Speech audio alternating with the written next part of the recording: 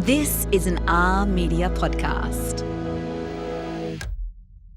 I only really knew how to do colour. Yeah. I mean, God forbid if you ever gave me a white on white room, I just would last 2 seconds in it. I mean, it's hysterical coming from me. I'm the purveyor of beautiful things and I should be telling everyone to buy all of it. But I am the girl that says, Do you really need that? Yeah. I wasn't planning to confess that today, but anyway, you got that one out of me. Let's see what else we can get.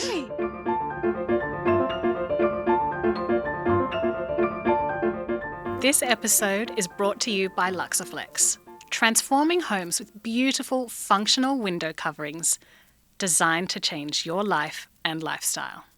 Thoughtfully curated by Oz Design, sharing life with you since 1979. Welcome back to The Edit, the show about your style and your sanctuary, where we step inside the homes, habits, and headspaces of the people who help us live better. Today's guest is someone I've been so looking forward to meeting. She's a stylist, a creative director, author, retailer, and now a TV Reno show judge. Julia Green has built a career around spaces that feel warm, layered, and deeply personal. Through styling collaborations and her distinctive creative voice, she's inspired thousands of people to think differently about the homes that they live in. But right now, Julia's entering a new chapter. She's stepping onto television screens as a judge on My Reno Rules, and she's also navigating a major shift in her business after recently closing the doors on her much-loved retail shop. So today we're talking about the evolution of a design career, what really happens behind the scenes of a Reno show, and later Julia takes us on a sensory tour of her own home. Julia Green, welcome to The Edit. Thanks, Elle Lovelock. It's good to see you in person. I know, what a treat. Yeah. We have been in touch we're just working up, 15 years? 15 years, and how we've actually not met physically in that time is insane, is it not? I know. Well, thanks for coming over. Oh, it's my pleasure. So design expert, retailer, TV star. I don't know about the star bit, but I am on a show this year. Why don't you tell us all about who is Julia Green from the beginning? Where how did you long start? have we got? I must admit, my entry into the industry is far from conventional. I think it's a story that resonates with a lot of people because for me, I never even knew there was such a world as interiors. I didn't know there were jobs as an interior stylist. Yeah. None of this was even remotely in my forethought because I actually used to peddle drugs, as in legal drugs. We're very open-minded here. You need to be with me, Elle, so let's set the scene.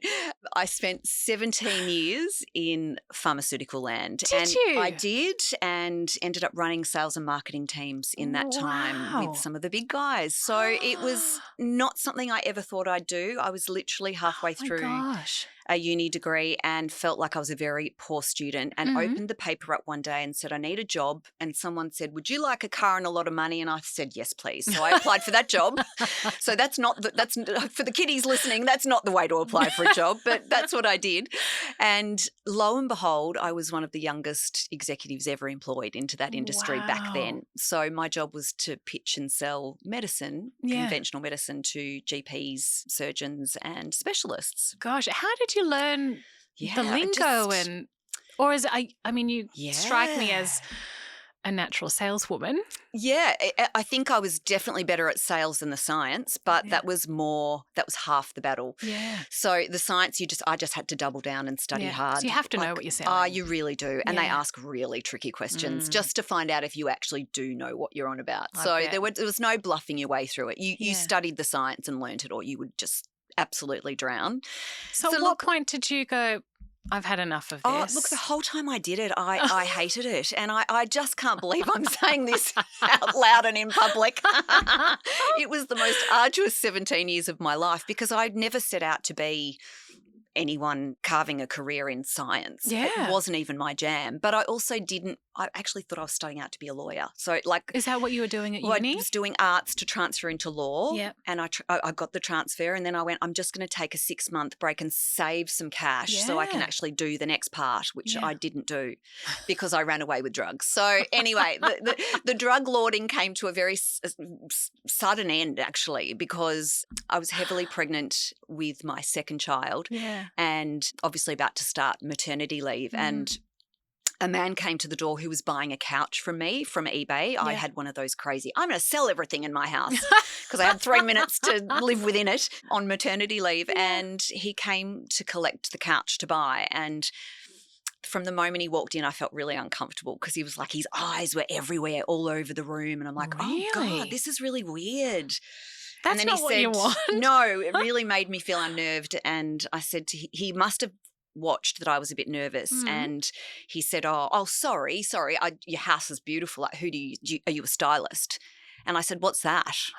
Because I didn't know there were jobs of people called stylists. And he said, oh, sorry, I just assumed you were like an interior stylist. Really? And I said, no, I sell drugs. And then he said, you're in the wrong job, and handed a card over. And he was a freelance photographer for Vogue at the time. You're and he kidding. said, you are on completely the wrong planet, girl. You should not be doing drugs. You should be in interiors. And I had the baby 4 hours later.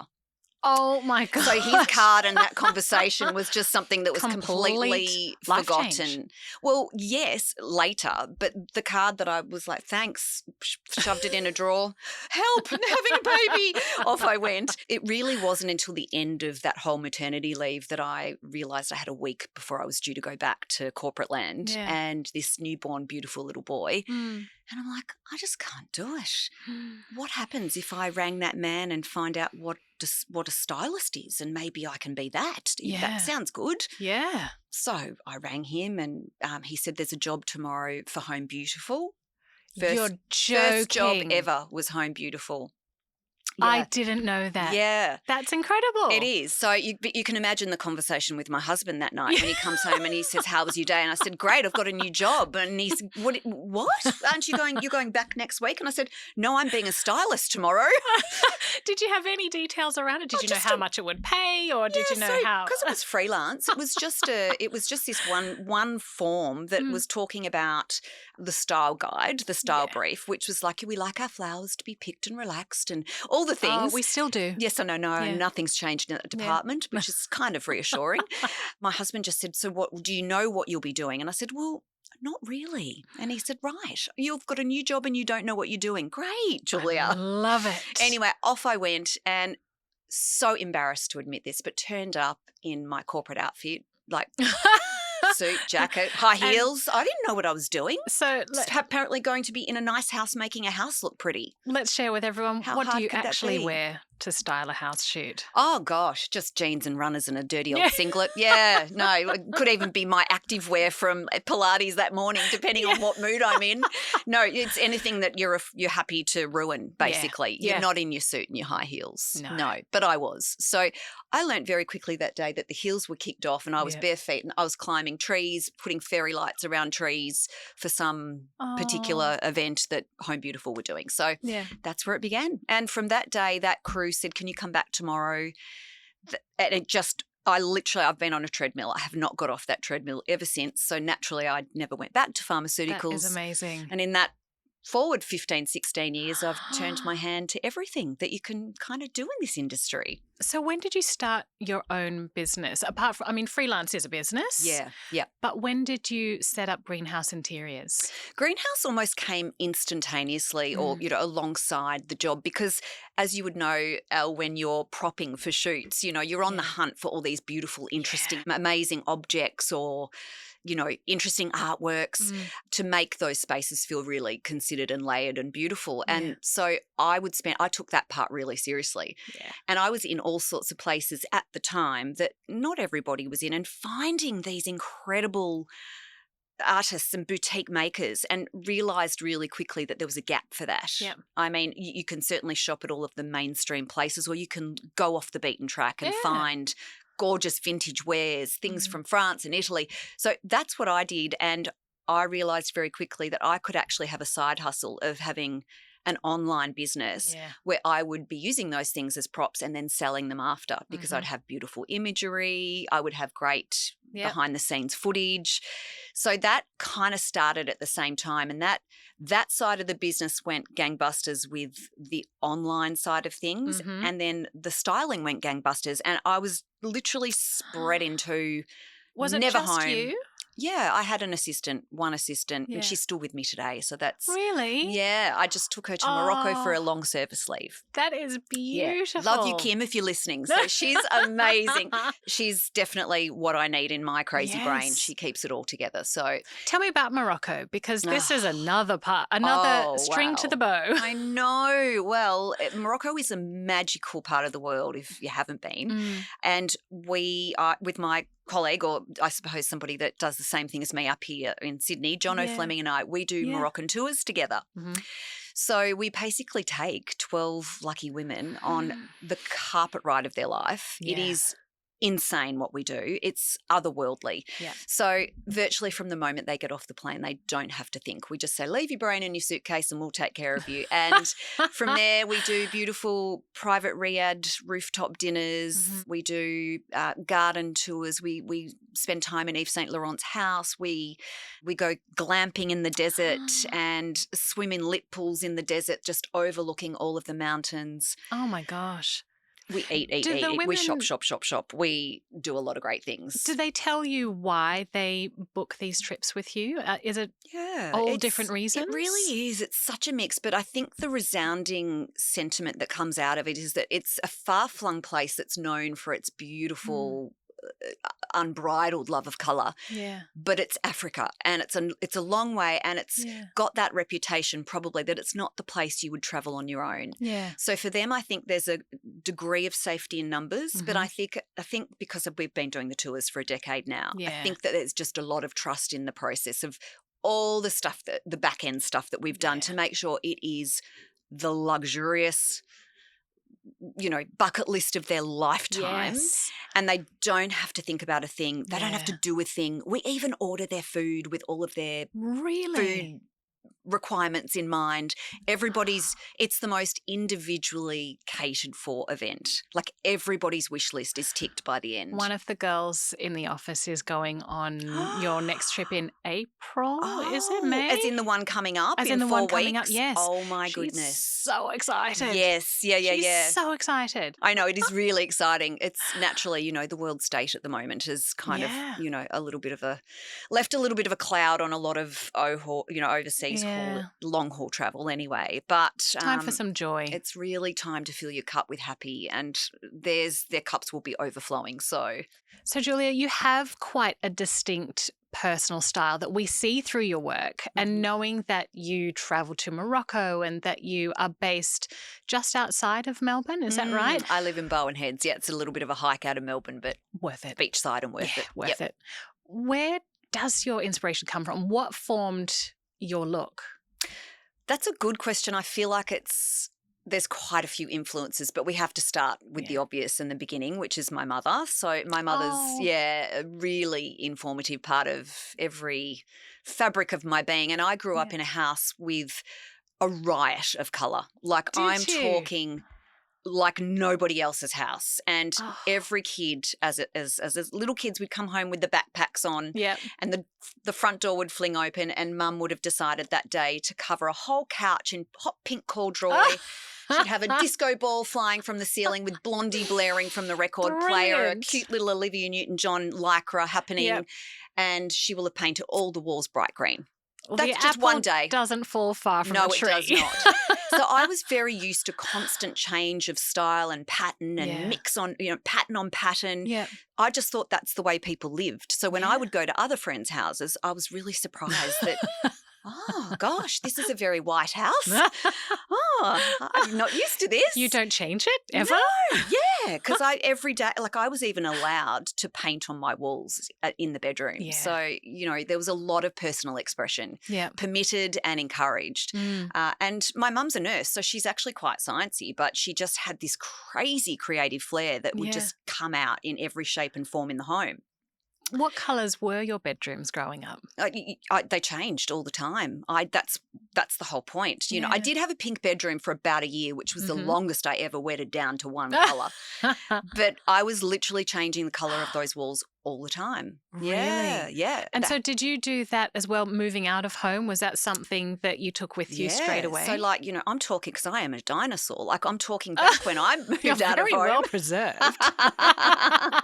When I moved out of home, everybody was really intrigued by this apartment that I took, because I literally managed to deck it out. No money, not a cent to my name, but just knew what to get, where to get it, and how to do it. And that's all my mother. She just taught me all of that. That was very much a part of her. But then obviously leaning right into the love of colour, then fast forward 17 years later to this industry, I only really knew how to do colour. Yeah. I mean, God forbid if you ever gave me a white on white room, I just would last 2 seconds in it. And I appreciate it and I love it. Yeah. And it's not like I dress in really bright colours. True. I actually love all colours with equal measure, and I'll lean into all the earthy colours. But there is something joyous about the clever use of pops of colour, and that's how I'd like to think that my styling has evolved. I like eclectic. I like fun.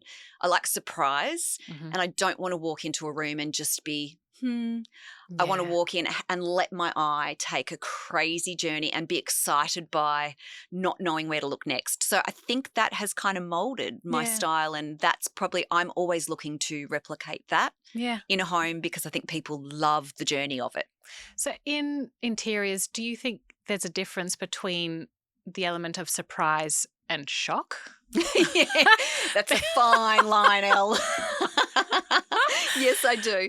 No, I'm looking for considered pops of colour. I'm looking for chaos that is deliberate chaos, as opposed to let's just throw it all in and see what lands. No, there's definitely method in the madness of getting that kind of styling right. Yeah. And some people will cross that line, and I'll be the first to tell them if they do. Yeah. Well, let's go with that. As a judge on the new TV show My Reno Rules, how do you deliver your opinions to contestants? Or how about, let's set it up. Tell people what you're allowed to say about the show. Oh, okay. The show is very exciting because it's the first time in television history that the public are actually able to win a house, and there's 2 of them up for grabs. So it's insane. It is. Never had a prize pool like it. It is wild. It really is. Oh. So that's a very exciting advancement. And I think, we've all seen the home reno shows over the years. And of course, hats off to all of them. I think it's just testament to the fact that people want to know more about home now. Thank God absolutely. They do. Australians can't get enough of it. We love it in Australia, don't we? So this one's great because it's just got a different format. So it's not only the homes up for grabs, which is obviously the most exciting part for the public, but the format of the actual show with 2 contestants that actually are working within each home means there's got to be a lot of love shared between the 2 of them. So they've got to make sure that house looks consistent at the end, and it's not done by 2 separate people. Oh, I see. Yeah.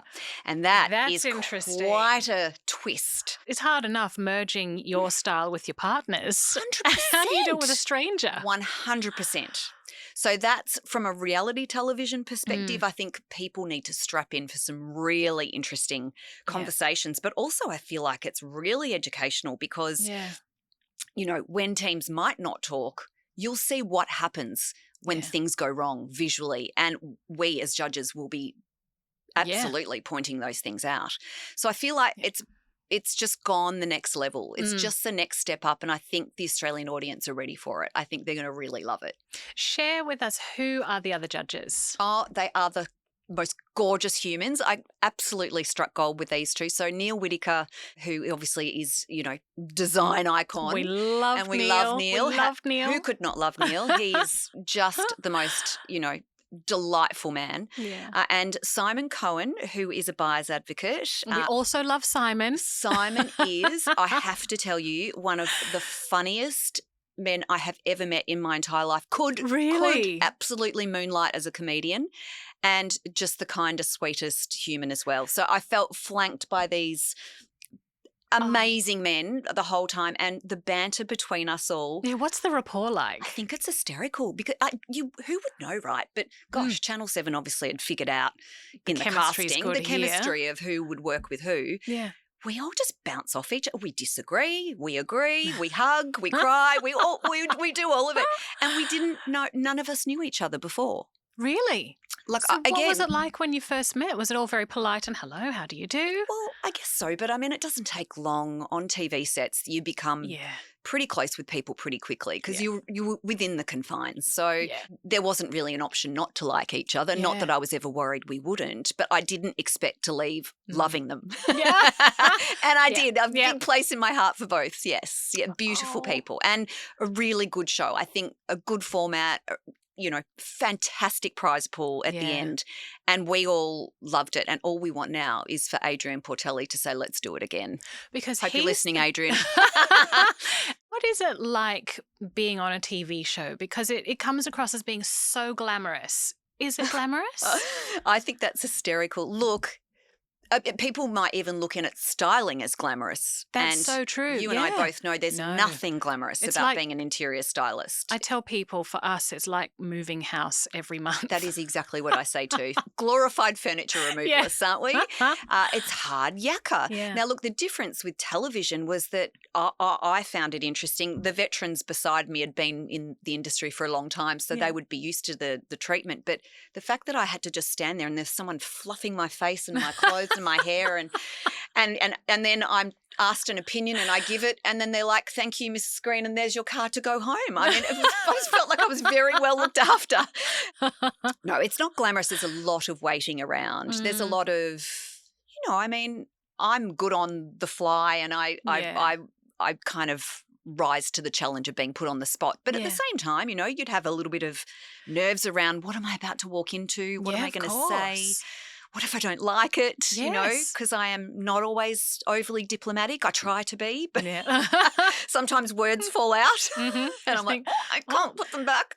Inside her head. Yeah, exactly. I've seen a few clips of My Reno Rules on social media and something that really strikes me is the emotion that the contestants feel or are showing. It looks like there are some pretty big surprises that come up. And I know you can't reveal it all, but what is it like being on set and seeing these people whose lives are going to be so impacted by this show? It's really hard to sort of separate the emotions sometimes because these people have come in and they've had 9 days or however many days it is to literally do this back-breaking work. They're on limited budgets. They're up against it. Renovating is hard enough without the constraints of worrying about what other contestants are doing, worrying about how the colour's going to look from start to finish at the end. Being away from your loved ones. All of that. Yeah. So there's all of that is running through the back of your head. But then we're paid to judge what we see. Yeah. And so we have to be honest about that. And I'm nothing but honest. If I like it, I like it. And if I don't like it, I don't like it. The beauty of the show was that it is all about, renovating to get the best outcome, but knowing at the end that they were going to be given away. I mean, I think that that's the whole point of difference with My Reno Rules. This is not like sign up for auction houses. This is like somebody is going to get lucky enough to have the keys to this house and it is done within an inch of its life. So that's the difference. Yeah. But the contestants were really great. They were, we didn't have a lot to do with them. We were often removed and put in separate rooms, but we got to watch them, obviously in our exchanges. Yes. And they were all mostly not from renovating backgrounds. Really? Yeah. There were people from all sorts of backgrounds and they gave it a red hot crack. So hats off for the effort that they put in. Absolutely. I mean, they really tried hard. Yeah. And that's the thing, is that you give things a go, you hope for the best, and that's also something you've done over the past 5 years, I'll say, with your retail space. Yes. In Geelong. Yes. So tell us about that journey. Oh, well, that's timely, isn't it? Yesterday we chose to shut the doors. So that's a bit of it's mixed feelings, to be honest. I mean, it's a sad thing to say we're shutting the doors to a flagship store, which all bias aside was one of the most beautiful stores in our country. Yeah. But I think what's happened, and anyone in small business will tell you the same story, is that consumer behaviour has just changed so dramatically. Yeah. And I guess COVID is to blame. We all worked out we could sit on our couch and buy whatever we wanted for our houses, and if we didn't like it, probably send it back. Yeah. Right. So that's really shifted the way people buy. And throw in all the other extraneous factors, such as, I mean, we had a fire, we had 2 floods. Did you? Disastrous floods in the shop. Then we now have a war. We have drugs raging outside of our front door. We had someone pitch a tent there for 6 weeks and we couldn't remove them. You're kidding. No. And so all of these extraneous factors really are time consuming and take away from the experience that we were trying to offer, which was come in, touch and feel all of these beautiful things. Yeah. Instead, we just found that the consumer was watching all of our social media content and saying, thanks, I'll just buy it from my couch. Really like your videos. We're like, what are we doing with these doors open and paying all this money in rent? And so it was almost inevitable for us that it was good at the time. We didn't lose money. It wasn't a disaster, but we've decided to pivot and really lean into the online side of our business, which is very, very strong. Yeah. I think it'd shock people to know that 90% of our business is online. Incredible. It's a lot. Yeah. And it makes perfect sense then why that's where you focus. And the focus now is really interesting. It's almost like a full circle moment, Elle, where I'm coming back to now hiring really inspiring locations again, like I did at the start. So I'm up here, literally I'm on the Central Coast next week in a ridiculously good house, shooting all of our art and homewares. And so nothing's changed from our artist perspective. We still represent all of the same beautiful boutique makers and artists. We're just leaning into the strength of the economy, which is online, and not having to give so much to a space that was unfortunately up against it with the elements. Of course. Yeah. And for everyone who has to have a look, we'll put a link to the store in the show notes Please as well. do. Yeah, we'll miss it. It was such a beautiful space, but all I know is there are loads more beautiful spaces out there waiting for us. So definitely. Yeah. Oz Design blends style and practicality to enhance everyday living. The new winter collection embraces warm tones, sleek finishes, and smooth silhouettes, offering timeless pieces designed to transform your home throughout the cooler months. Thoughtfully curated, each piece layers comfort, character, and effortless style to create a welcoming, lived-in feel. Balancing form and function, the collection helps you create a home that feels truly yours. Whether refreshing a corner or reimagining your entire space, discover designs made to live in. Explore the winter collection in-store or online with Oz Design. Now I want to move on to a different part of the edit. So we do this thing where we like our guests to take us on a sensory tour of their home. Okay. So I will guide you through like a meditation. I love it. I do this every night before bed. Don't worry, you'll be doing most of the talking. Okay. If I were to come over to your place and you were to open the front door, what would I see? Ooh. So tell me about your home. What does it look like? Interestingly, the home I live in now, and I've been there for 11 years, which is the longest I've ever lived anywhere. Really? I used to move every year without a lie. Why? I was just bored. What's next? Another house to renovate and change and style, much to my husband's horror. Now I'm really loving where I am. So you would arrive and you would be able to smell the beach.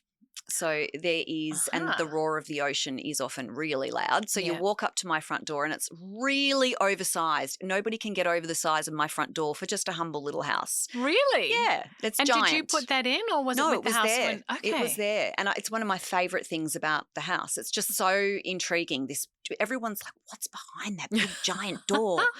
Anyway, then I open the door and to be fair, it is a riot of colour. Yes, So I'm probably harking back to the days of what my mother taught me, but they're pops of colour. They're not, you're not walking into like a saturated cave full of colour on the walls as such. But what you will face straight away is beautiful smells. I always have gorgeous room sprays because I really like to walk in. I want all of my senses to say I'm home when I open my door. What do you like? I've got a diptyque. I think it's called number 74. Beautiful. Yeah, it's really beautiful. It's really kind of, it's just the perfect amount of I'm home smell for me. Then there's always music playing, always tunes. So I love. What do you play? What are we listening to really at your place? eclectic. So my youngest son is a DJ, so he'll have a mix of doof on, which is really cool. He plays great music. Yeah. I really love his sense of sound. But then it could be mixed in with anything from like just chilled playlists to opera. It could be anything. My mother's a singer, so like we're quite musical, and so we face all of the genres. So, but then from the door, so it's all very natural materials. There's lots of like cathedral timber ceilings. Lovely. A mix of concrete because the previous owners were concreters. So we've got a concrete floor. Lots of glass looking out to an internal courtyard, which is a green mosaic tiled pool, like a Moroccan pool. Yes. Because of my love of Morocco. Yeah. And then I would say it's humble, but it doesn't look in the traditional sense expensive, but it looks really well loved and thought through, and it's got everyone walks in and I watch shoulders drop. Yeah. It's really interesting what that psychology is when you walk into a home that feels good. Yeah. And I think things are all the things that you would hope for someone that's done the job as long as I have, such as scale and style and colour, like where it sits and what it sits with. They're all considered. Yeah. And I have tons of artwork, like just so much interesting artwork. And that's what loses people. Like I could be in the middle of a conversation and I watch them and their eyes have just I'm like that. There goes another 5 minutes. Like they've found the John Olsen, or like they'll find something that what is that? Yeah. Have you always collected art? I was given $1,000 for my 18th birthday, and I was allowed to either have a party or buy a gift for myself. And I bought a John Blackman. $1,000. Clever girl. Not being clever. I drove past it every day on the way to my pub job at uni, and it was this beautiful butterfly, and it was all my favourite colours, and I looked at it every day on that journey for 3 months, and it was still there when I turned 18, and I said to Mum, I think you'll support me on this one. I'm dropping every single cent of that $1,000 on an artwork. And that started she said, you go everything. For it. Yeah. And I feel like I've collected artwork ever since. Probably did even when I was little, not really being conscious of it. Do you move them around, or do you put them in a spot and that's where they stay? A little bit of moving around, not a lot of moving around. Yeah. Used to be home a lot more, used to have a lot more time. Yeah. These days, I'm kind of missing in action 6 out of 7 days. So my one day at home is so sacrosanct that I don't go moving art. I've been moving art in everybody else's houses all week. I'm like, you can stay there. No, I just hang out with my kids, my dog, the beach. We cook in. My mum comes over. It's all very wholesome. So, I have to have that. Being near the beach, are you shoes off or shoes on? Shoes off, yeah, no shoes on, and really lean into the beach side of things with, the smells and we have a little buggy, like a little golf buggy, because we actually live at the back of a golf course. Yeah. So we go through this cute little path and pull up with the surfboards, the dogs, all of it, and then climb a dune and we're on a private beach. So that is so insane. Idyllic. Wow. Yeah, that's why I haven't moved. It's so hard to find that lifestyle anywhere else. Yeah. I feel like I've just let out a really big secret. But that's, it's a really special part of the world. Well, I have a list of quickfire questions. Ooh. The first thing I would like to know is, what's the first word that comes to mind when I say home? Love. Oh, that's so beautiful. The next question is, do you have a chaotic room or drawer that you would never show on Instagram? Absolutely, 100%. I have more than one. What is it? Travesty? My kitchen cupboards are not something to be proud of. It's kind of just shoved in. Everything is away though. Like my house is very neat and ordered, but it's not behind the doors. I'm a bit chaotic behind the doors. A lot of doors. Laundry doors, kitchen doors. Yeah. Yeah. So the house feels serene. Just do not open a cupboard. I can't have things like I actually am almost OCD about having things on the floor or around me. They all have a home. Yeah. It's just inside the home, it's a little chaos. Okay. That's fair. I think that's most of us, to be honest. Planning to confess that today. But anyway, you got that one out of me. Let's see what else we can get. So one thing that you always have fresh in the house. Sheets.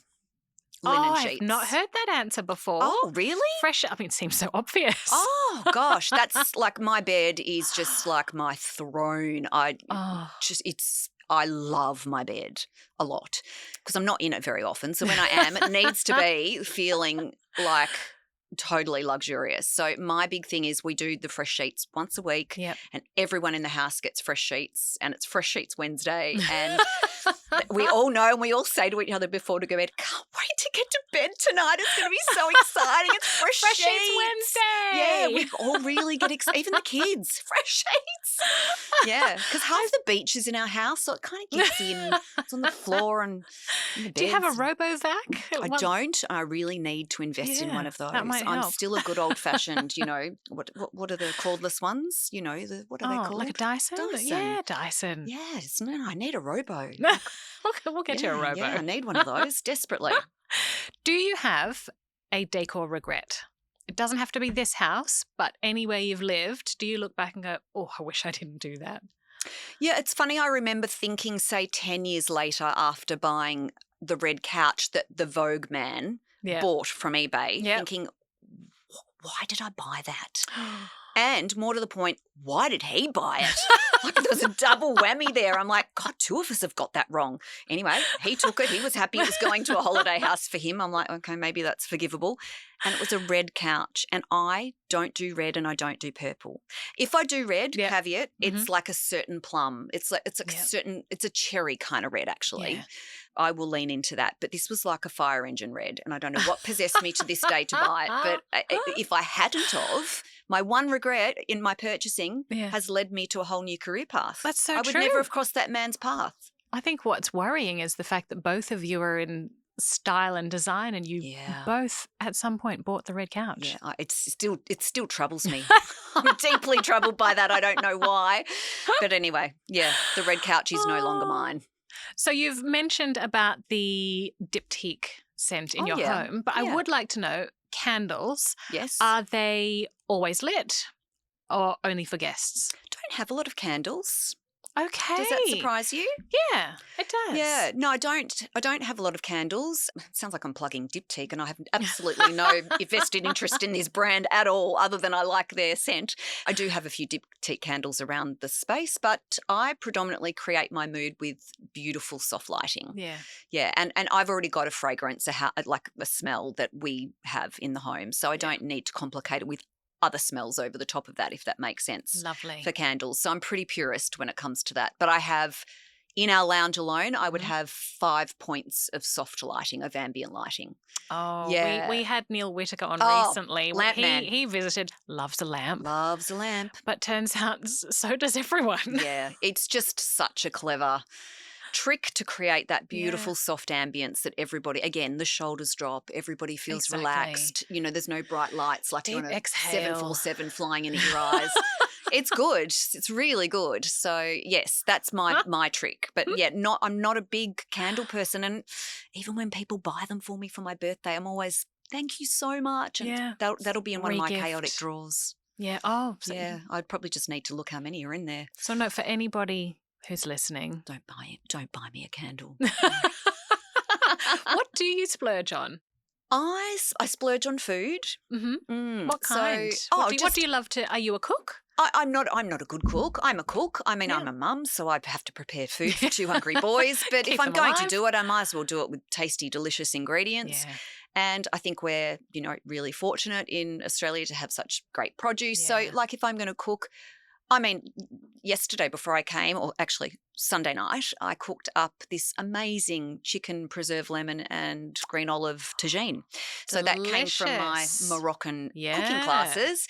And the family were like, wow, this is the best one you've made, Mum. So that was good. But yeah, look, I mean, I just cook with good quality produce. Yeah. I'm not an economical shopper. I'm not looking to buy. Like if I think our health is super important, mental health and physical health. So for me, if I'm going to blow money on anything, it'll be somehow thrown at that. Like if my kids need physio, if we need to talk to a psychologist, all the things that cost money now, I'd bomb it there before things. Yes.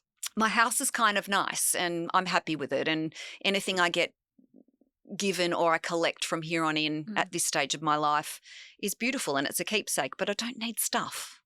I love so I'm that. a bit anti-stuff. Like I think people Says buy the for the sake homewares of art buying. retailer. I mean, it's hysterical coming from me. I'm the purveyor of beautiful things and I should be telling everyone to buy all of it. But I am the girl that says, do you really need that? Yeah. Like that room's looking pretty good. Or if you just took those 3 things away and put one thing instead, I'm all about honesty and practicality. And in that, I think you are helping people buy what they love. Yes.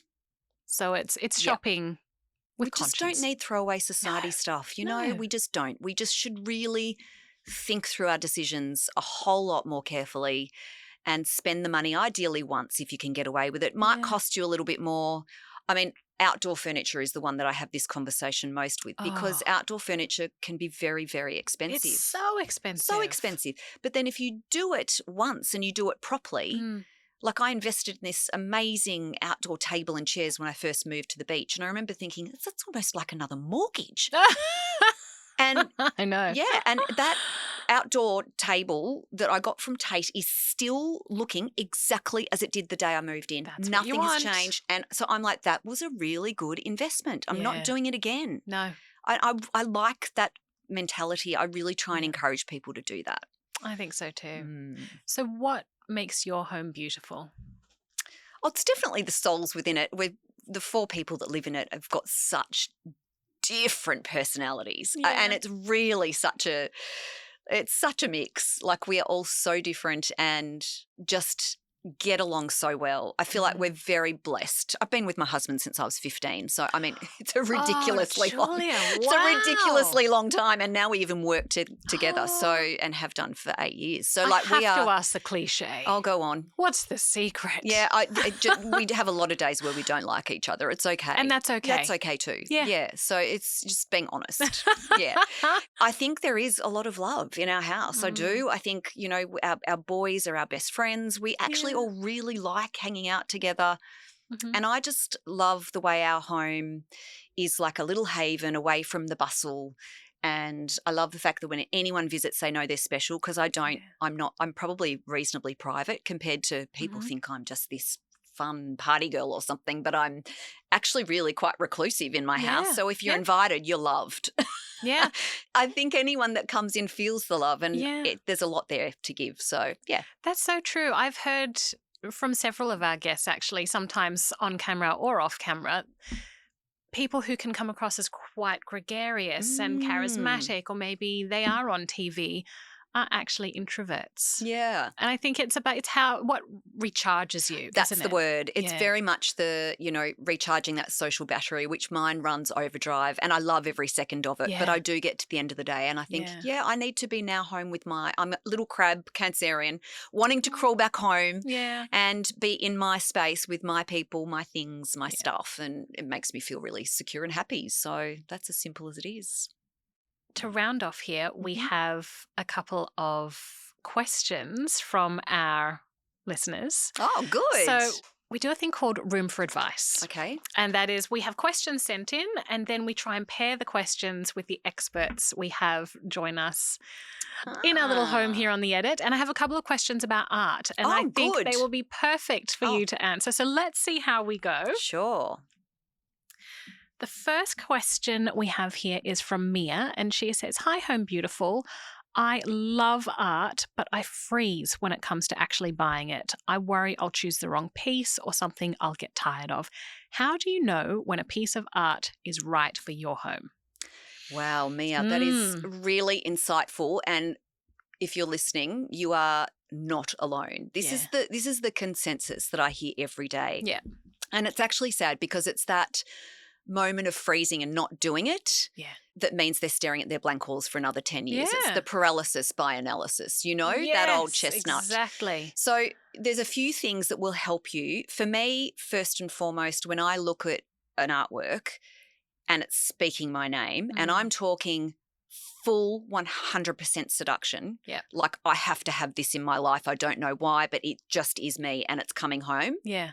You take it home because you will always find a home for it. Yeah. But If it's just, not every single piece in your house is going to have that level of sentimentality probably. No. Not everything has the same equal value. Yeah. So if you're looking for a beautiful piece and you find one and you love it, my suggestion would be to do a couple of things. The first one would be talk about the scale. Let's make sure this thing fits in the space you're planning to put it, because you can have a Picasso in the house, and if it's the wrong scale, it can all just look terrible. So scale is everything, and it really needs to be thought through from the outset. So you could do good old-fashioned tape on the wall and stand back and look at it to see how that spatially fits the space. We've got a free 3D art app on our site, which I think is genius. So people can download anything on our site and to scale and to size, and it's 3D. So you can even walk up to it and see how far it is off the wall, and it shows it perfectly on your wall. So all the guesswork's taken out. Yeah. So there are things like that. There are services like that are available that will really help hold your hand, so you're feeling more confident to do it. I think once you've hit the scale and once you know you love the piece and the colours are good, then you're pretty safe to take it home, and obviously ask if there is an opportunity to return it if there's any doubt whatsoever. Because we offer all of our clients 14 14 days, because sometimes you need to sit with it for 7 days and go, yes, I'm loving it more every day, or I just don't know, and that's okay. Yeah. It's okay to not know. Yeah. So, Mia, do your homework, really do your research on the size.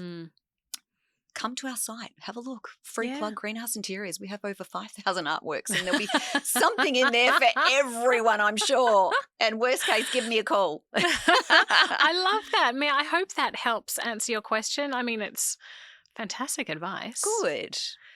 The next question we have is an email from Daniel. So Daniel says, "Hi HB, I've started collecting art, but now I don't know how to display it. Do I hang pieces together as a gallery wall or spread them throughout the house? And how do you stop it looking messy?" Oh, so it sounds like Daniel is buying with love. Yeah, Daniel's buying with love for sure. And who knows what we've got in that little mix of artworks there, right? So it's hard to talk gallery walls or gallery hangs when we can't visually see how it might be that we would connect them in terms of the style and the composition of the artwork. But what we can talk about with hanging them is things like having a straight horizon line, so that regardless of the shape and the length of the pieces or the orientation of the pieces, they're sharing a horizon line, and that will give symmetry straight up. I didn't know that. That is really smart. Well, it just means if they're all hanging from the same line across the wall, even if one starts here, one falls down here, one's a square, one's rectangular, they've got a commonality, and that in itself will make them look like they were considered and meant to be together. Yeah. So that's one way, but should he bomb them all in that, or should he be spreading them around the house? Whew, I don't know how many artworks he's got. I'm a sucker for a gallery hang. Yeah. I just love a combination of works. I feel like it shows your confidence of you and your home. So I feel like to get it right, it's good old-fashioned puzzles on the floor. So you're going to have to be putting them all together and working out down there how that could look up there. That's quite a skill. And what sorts of things do you look for when you're putting artworks together in a puzzle on the floor? Yep. What are you looking for to see if it works together? I think before we even talk about that, it's more important to identify with Daniel, are you a minimalist or are you a maximalist? Yeah. I mean, that may well dictate the fact that, you know what, single punchy moments on your walls is going to make it feel better for you than crazy, busy, eclectic gallery hangs that are, Julia Green chaotic. That might send him in an absolute twist. So I think you've got to ask yourself, in the way you live and in your own home, what makes you feel good and what makes you feel calm, and how that's going to translate into how you're going to hang your artwork. But once you figure that out, if you were to do a gallery hang of multiple pieces, I'd be looking for instance, they all probably, ideally, should have different frames. If they're all looking like they're in the same frames, it's going to be looking like you tried to match them all together. I get it. You need to make it look like it's an honest mistake, but gosh, you're clever. But behind all of that are like so many cerebral moments that have killed you to get it to look like it was a happy accident. Yeah. It's a bit like those beds we see in magazines, which are so beautifully made and everything's so casually draped, and it looks like, I don't know, someone's just had a shower. bag. But no one has. There's 4 hours that have been put into getting that bed to look like that. It is much easier making a straight, structured bed. Yeah, exactly. Same principles apply with art. But I think Daniel decides first up if he wants single moments, and if he doesn't and he wants to hang them together, look how he can make it feel like it was, a bit of a risk, and mix some styles, mix some compositions. Maybe colour is the commonality. Maybe each piece that's there has a thread of blue or has a pop of red in the top left and the bottom right and in the middle to connect it together. So there are ways.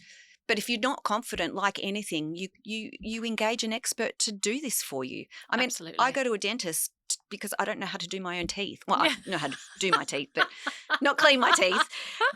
And we go to doctors because it will come to an interior expert if you need help. That's okay. That's right. Yeah, don't worry about it. Oh, Julia, thank you for sharing all your expertise and helping us today. I can't believe it's over. That's the fastest 45 minutes of my entire life, Elle. I could sit here talking to you all day. I know. Well, we can. Yeah. Let's turn the mics off and keep going.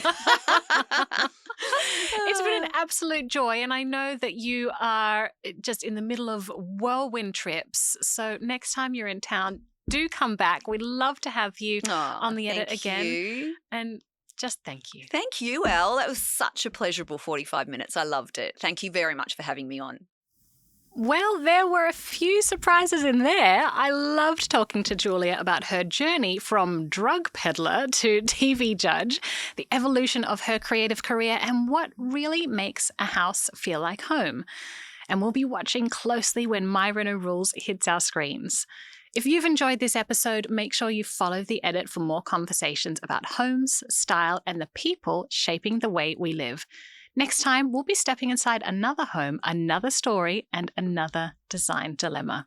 This is The Edit, your style, your sanctuary, and a pop of colour to take into the rest of your day.